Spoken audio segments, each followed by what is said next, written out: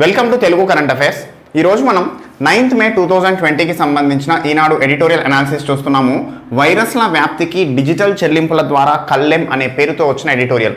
So ప్రస్తుతం ప్రపంచవ్యాప్తంగా చర్చలో ఉన్న వైరస్ పేరేంటి? Corona virus. సో ఈ కరోనా వైరస్ అనేది ప్రపంచవ్యాప్తంగా తన ప్రభావాన్ని చూపిస్తోంది.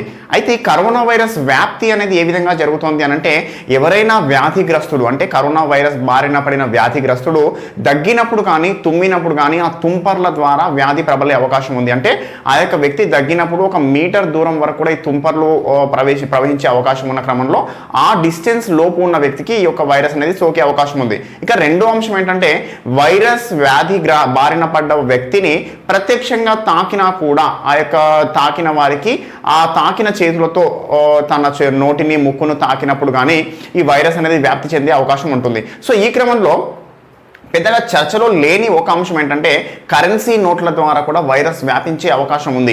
ఎందుకంటే చైనా దేశము ప్రారంభంలో ఈ కరోనా వైరస్ అనేది వ్యాపించిన క్రమంలో ఆ దేశంలో పూర్తి స్థాయిలో కరెన్సీని కంప్లీట్గా క్లోజ్ చేసేసి కేవలం డిజిటల్ కరెన్సీ ద్వారానే ట్రాన్సాక్షన్స్ చేయాలి అని ఒక రూల్ పెట్టింది. సో ఈ క్రమంలో ఏంటంటే వైరస్ అనేది కరెన్సీ నోట్ల ద్వారా వ్యాప్తి చెందుతుంది అనే ఉద్దేశాన్ని గ్రహించే చైనా దేశం ఈ విధంగా కరెన్సీ నోట్లపై బ్యాన్ చేసింది ఆ దేశంలో ఈ వైరస్ వ్యాప్తి తీవ్రంగా ఉన్న క్రమంలో. సో అలాంటి పరిస్థితి ప్రపంచవ్యాప్తంగా మన మిగతా దేశాల్లో ఎక్కడైనా ఉందా అంటే, అభివృద్ధి చెందిన అన్ని దేశాలు కూడా డిజిటల్ మోడ్కి మారిపోయాయి. అంటే కరెన్సీ అనేది వాడకం తక్కువగా ఉంచి కేవలం డిజిటల్ ట్రాన్సాక్షన్స్ అనేది పెరిగిపోయాయి. కానీ మన భారతదేశం చూసుకుంటే 130 కోట్ల జనాభా గల భారతదేశంలో పెద్ద మొత్తంలో గ్రామీణ ప్రాంతాల్లో నివాసం ఉంటున్న మన భారతదేశ జనాభా ఈ యొక్క డిజిటల్ కరెన్సీకి మళ్ళడం అంత సులభం కాదు అంటున్నారు నిపుణులు. సో ఇప్పటికీ చూస్తే మన భారతదేశంలో పెద్ద మొత్తంలో కరెన్సీ అనేది వాడకంలో ఉంది.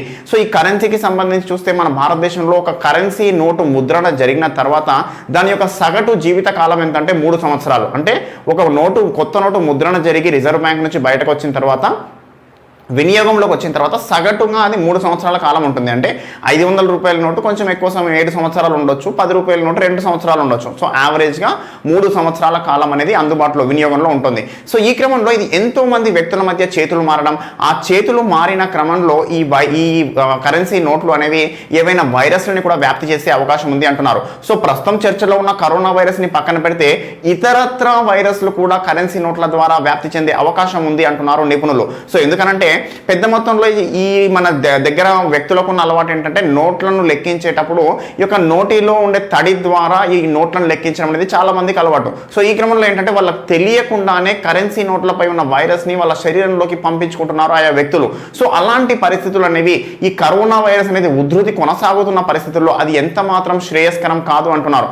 అంతేకాకుండా మన భారతదేశంలో ప్రస్తుతం ఉన్న ఏటీఎంల సంఖ్య, బ్యాంకుల సంఖ్య అనేది మన జనాభాకు ఎంత మాత్రం రేషియో ప్రపోర్షనేట్గా లేదు. సో చూస్తే మన భారతదేశంలో ప్రస్తుతం దాదాపుగా 1.2 లక్షల బ్యాంక్ శాఖలు ఉన్నాయి. అంటే వాణిజ్య బ్యాంకులు, షెడ్యూల్డ్ బ్యాంకులు కలిపి 1.2 లక్షల బ్యాంక్ శాఖలు ఉన్నాయి.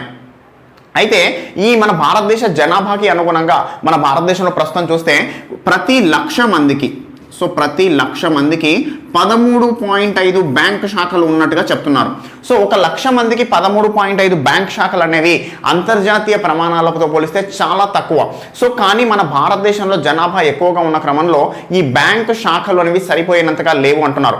అంతేకాకుండా ఇంకొక విషయం చూస్తే మన భారతదేశంలో ఏటీఎంల సంఖ్య, సో ఏటీఎంల సంఖ్య అనేది ప్రస్తుతం భారతదేశంలో దాదాపు 2.5 లక్షలుగా ఉంది అటు ఇటుగా.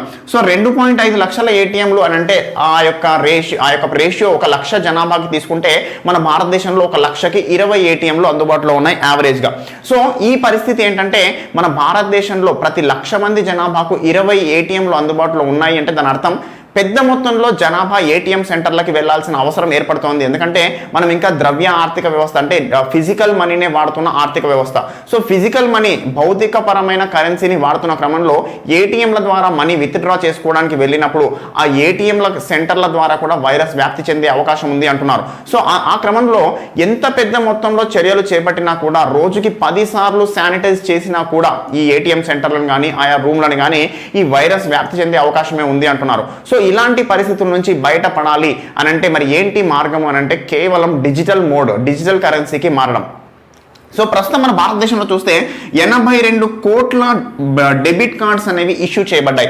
సో భారతదేశంలో ఉన్న 130 కోట్ల జనాభాకి ఇప్పటికే 82 కోట్ల కార్డులు ఇష్యూ చేయబడ్డాయి. అంటే 82 కోట్ల మంది కార్డులు ఉన్నట్టు కాదు, కొంతమందికి రెండు కార్డులు ఇష్యూ చేయబడినప్పటికీ మొత్తం మీద దాదాపుగా 82 కోట్ల కార్డులు ఇష్యూ చేయబడ్డాయి. సో ఈ 82 కోట్ల కార్డులు ఇష్యూ చేయబడినప్పటికీ మన భారతదేశంలో ఇప్పటికీ ఈ రోజుకి కూడా 90% ఆర్థిక వ్యవస్థ అనేది ఫిజికల్ కరెన్సీలోనే నడుస్తుంది. కేవలం 10% మాత్రమే ఈ యొక్క డిజిటల్ మోడ్లో నడుస్తుంది. అయితే దీని నుంచి బయటకు రావడానికి మనం చేయాల్సిన పని ఏంటంటే డిజిటల్ కరెన్సీలోకి వెళ్ళడం. సో మన భారతదేశంలో ప్రస్తుతం చూస్తే స్వైపింగ్ మిషన్స్, సో మనం షాప్కి వెళ్ళినప్పుడు పేమెంట్ చేయడానికి స్వైపింగ్ మిషన్స్ వాడతాం కదా, ఈ స్వైపింగ్ మిషన్స్ భారతదేశంలో ప్రస్తుతం 49.5 లక్షలు ఉన్నాయి. సో 49.5 లక్షల స్వైపింగ్ మిషన్ల సంఖ్యను గరిష్టంగా పెంచడానికి ప్రయత్నం చేయాలి. అంతేకాకుండా ప్రజలకి ఈ యొక్క డిజిటల్ ట్రాన్సాక్షన్ పై అవగాహన కల్పించాలి. గ్రామీణ ప్రాంతాల్లో కూడా అవగాహన కల్పించినప్పుడు గ్రామీణ ఆర్థిక వ్యవస్థలోకి డిజిటల్ కరెన్సీ వెళ్ళినప్పుడు మన దేశంలో ట్రాన్స్పరెన్సీ, అకౌంటబిలిటీ అనేవి పెరుగుతాయి. ట్రాన్స్పరెన్సీ అంటే పారదర్శకత, అకౌంటబిలిటీ అంటే ఈ యొక్క మన డబ్బు అనేది పూర్తి స్థాయిలో ఏ విధంగా ఖర్చు పెట్టబడుతుంది అనేది పూర్తి స్థాయిలో లెక్కల్లోకి వస్తుంది అంటున్నారు. సో ఇలాంటి అంశాలు చేపట్టడానికి డిజిటల్ కరెన్సీ అనేది ఎంతో సహాయపడుతుంది అంటున్నారు.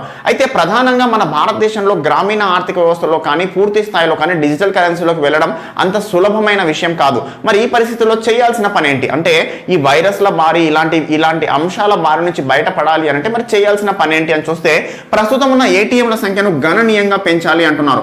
అంతేకాకుండా మైక్రో ఏటీఎంలు, సో భారతదేశంలో మైక్రో ఏటీఎంలు ఇప్పటికే దాదాపు 2.5 లక్షల వరకు ఉన్నాయి. సో ఈ 2.5 లక్షలుగా ఉన్నాయి మైక్రో ఏటీఎంలను గణనీయంగా పెంచాలి. సాధారణ ఏటీఎంను స్థాపించడానికి అయ్యే ఖర్చులో ఈ మైక్రో ఏటీఎంను స్థాపించడానికి 1/3 వంతు ఖర్చులోనే స్థాపించవచ్చట. సో ఈ క్రమంలో మైక్రో ఏటీఎంల సంఖ్యను గణనీయంగా పెంచాలి. అంతేకాకుండా రిజర్వ్ బ్యాంక్ ఆఫ్ ఇండియా తీసుకొచ్చిన ఇంకొక ప్రోగ్రామ్ ఏంటంటే రిజర్వ్ బ్యాంక్ ఆఫ్ ఇండియా వాళ్ళు ఒక 10 సంవత్సరాల క్రితం తెచ్చిన అంశం ఏంటంటే cash at POS, point of sale. అంటే ఒక ప్రాంతంలో ఒక దుకాణం నిర్వహిస్తున్న కిరాణా దుకాణం నిర్వహిస్తున్న దుకాణదారుడు కావచ్చు, లేదా ఇతరత్ర షాపులు నిర్వహిస్తున్న వాళ్ళు కావచ్చు, లేదా ఒక గృహంలో ఉండే ఒక వ్యక్తి కావచ్చు, ఎవరైనా కూడా ఈ క్యాష్ ఎట్ పిఓఎస్ అనే యంత్రాన్ని ఉపయోగించుకోవచ్చు అంటున్నారు. Cash at POS, point of sale. So దీని ద్వారా ఏంటంటే ఎవరైనా ఒక వ్యక్తి తన యొక్క ఏటీఎం కార్డును వినియోగించి ఈ యొక్క క్యాష్ ఎట్ పిఓఎస్ దగ్గర స్వైప్ చేయడం ద్వారా కానీ స్కాన్ చేయడం ద్వారా కానీ ఆ వ్యక్తికి సంబంధించి కొంత మొత్తాన్ని ఆ వ్యక్తి అకౌంట్లోంచి ఈ యొక్క షాప్దారుడు, కిరాణా దుకాణదారుడు కానీ లేదంటే ఆ యొక్క క్యాష్ ఎట్ పిఓఎస్ నిర్వహిస్తున్న వారు కానీ ఆ వ్యక్తికి చెల్లిస్తారు. సో ఇదేంటంటే ఒక ఏటీఎం లాగానే పనిచేస్తుంది, కానీ ఏటీఎం మిషన్ బదులు చిన్నగా ఉండే క్యాష్ ఎట్ పిఓఎస్ మిషన్ అనేది నిర్వహించబడుతుంది. దీని ద్వారా ఏంటంటే పెద్ద మొత్తంలో ఏటీఎంలకి వస్తున్న ప్రజలని డైవర్ట్ చేయడానికి వీలవుతుంది. ఒక్కో ప్రాంతంలో ఒక్కొక్క చిన్న కాలనీలకు ఇవి ఏర్పాటు చేయడం వల్ల ఏంటంటే ఆయా ప్రాంతాల్లో ఈ యొక్క కంటైన్మెంట్ జోన్లు అనేవి ప్రస్తుతం ఏర్పాటు చేశారు. సో ఆ ప్రాంతాల నుంచి ఏటీఎంల కొరకు బయటికి వచ్చేసి వైరస్ వ్యాప్తికి కారణం అవుతున్నారు, లేదా వైరస్ ని క్యారియర్లుగా మారుతున్నారు. సో ఇలాంటి పరిస్థితి నుంచి బయటపడాలంటే క్యాష్ ఎట్ పిఓఎస్ అనేది విపరీతంగా వాడుకలోకి తీసుకురావాలి అంటున్నారు. అంతేకాకుండా చేయాల్సిన ఇంకొక పని ఏంటంటే ఈ కామర్స్ ప్లాట్ఫామ్స్ అంటే ఏంటంటే మనం ప్రస్తుతం చూస్తున్నాం కదా ఫ్లిప్కార్ట్, అమెజాన్, సో తర్వాత బిగ్ బాస్కెట్ వంటి ఈ యొక్క ఈ కామర్స్ ప్లాట్ఫామ్స్ ని పెద్ద మొత్తంలో ప్రజలకి చేరువ చేయాలి. సో ప్రధానంగా ఏంటంటే ఈ కామర్స్ ప్లాట్ఫామ్స్ ద్వారా వచ్చే అంశం ఏంటంటే పెద్ద మొత్తంలో డిజిటల్ చెల్లింపులు జరుగుతున్నాయి. సో ప్రస్తుతం లాక్డౌన్ కారణంగా పెద్ద మొత్తంలో ఈ యొక్క వినియోగదారులు ఈ కామర్స్ ప్లాట్ఫామ్ ద్వారానే తమ యొక్క అవసరాలను కంప్లీట్ చేసుకుంటున్న క్రమంలో పెద్ద మొత్తంలో డిజిటల్ ట్రాన్సాక్షన్స్ పెరిగాయి భారతదేశంలో అంటున్నారు. సో ఈ యొక్క పెరిగిన డిజిటల్ ట్రాన్సాక్షన్స్ ని అదే విధంగా కొనసాగించేలా ప్రభుత్వం చర్యలు చేపట్టాలి. దానికి సంబంధించి ప్రజలకు అవగాహన తీసుకురావాలి అంటున్నారు. అంతేకాకుండా భారతదేశంలో ప్రస్తుతము ఈ యొక్క థర్డ్ పార్టీ యాప్స్ అనేవి ఎక్కువ మొత్తంలో ఈ యొక్క ట్రాన్సాక్షన్స్ కి ఉపయోగపడుతున్నాయి. ఈ యొక్క అమెజాన్ పే కానీ, గూగుల్ పే కానీ, ఫోన్ పే, పేటిఎం వంటి వివిధ థర్డ్ పార్టీ యాప్స్ ద్వారా పెద్ద మొత్తంలో ట్రాన్సాక్షన్స్ అనేవి జరుగుతున్నాయి. సో వీటి ద్వారా ట్రాన్సాక్షన్స్ జరగడం వల్ల కూడా పెద్ద మొత్తంలో అకౌంటబిలిటీ అనేది పెరుగుతుంది, ట్రాన్స్పరెన్సీ అనేది పెరుగుతుంది. సో ఈ క్రమంలో ఇవి కూడా వినియోగించే విధంగా ప్రజలకు చర్యలు చేపట్టాలి. సో ఇవన్నీ చేపట్టినప్పుడు ఏంటంటే నార్మల్గా భౌతిక కరెన్సీ ద్వారా వైరస్లు వ్యాప్తి చెందడాన్ని పూర్తి స్థాయిలో నివారించవచ్చు అంటున్నారు. కానీ భారతదేశంలో ప్రస్తుతం పూర్తి స్థాయిలో ఈ యొక్క భౌతిక కరెన్సీని ఆపడం అనేది అంత సులభమైన విషయం కాదు. కాబట్టి వీలైనంతలో మనకు అవకాశం ఉన్నంతలో ఈ యొక్క డిజిటల్ మోడ్కి వెళ్ళడం అనేది వేగవంతంగా తీసుకెళ్లడానికి వేగవంతంగా చర్యలు చేపట్టాలి. సో అలా చేసినప్పుడు మాత్రమే ఈ యొక్క కరెన్సీల ద్వారా వచ్చే వైరస్ని అడ్డుకోవచ్చు అంటున్నారు. సో ప్రస్తుత కరోనా వైరస్ నేపథ్యంలో ఇలాంటి చర్యలు అనేది అంటే ఎందుకంటే కరోనా వైరస్ ఈ రోజుతో లాక్డౌన్ పూర్తవగానే ఏం అయిపోదు. సో దానికి వ్యాక్సిన్ వచ్చేంత వరకు కూడా మనం జాగ్రత్తలు పాటించాలి. సో కాబట్టి లాక్డౌన్ పూర్తవగానే ప్రభుత్వం ఇందులో ఏ చర్యలనైనా వేగవంతంగా అమలు చేసి ఈ యొక్క కరెన్సీ ద్వారా వైరస్ వ్యాప్తి చెందే అవకాశాన్ని తగ్గించాలి అని చెప్పేసి నిపుణులు అంటున్నారు. సో ఇదండి ఈ రోజు వచ్చిన ఎడిటోరియల్ అంశము. నెక్స్ట్ ఇంకో ఎడిటోరియల్తో మళ్ళీ కలుస్తాను. Thank you.